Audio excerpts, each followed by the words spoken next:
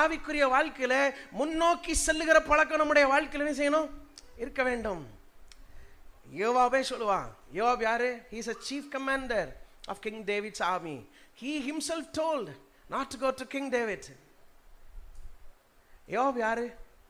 Joab was a person who always meets the king face to face. யாருமே ராஜாவை ஈஸில நேருக்கு நேர் பார்க்க முடியாது. ஆனா ராஜாவை நேருக்கு நேராக பார்க்கக்கூடியவன் யாரு? யோவாப். That same Joab was telling his fellow worker not to go to King David. This is not the right time to go to King David. In the world there are people who always prevent us to go to a king, to go to our Lord Jesus Christ.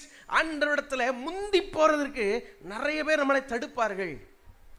யோவாபே தடுத்தான். ஆனா அகிமா சொன்னான், ராஜா என்ன ஓரத்தில் நிற்க சொன்னாலும் சரி, அவர் என்ன ஏசினாலும் பரவாயில்ல, நான் ஆண்டவர்கிட்ட போயிடுவேன்.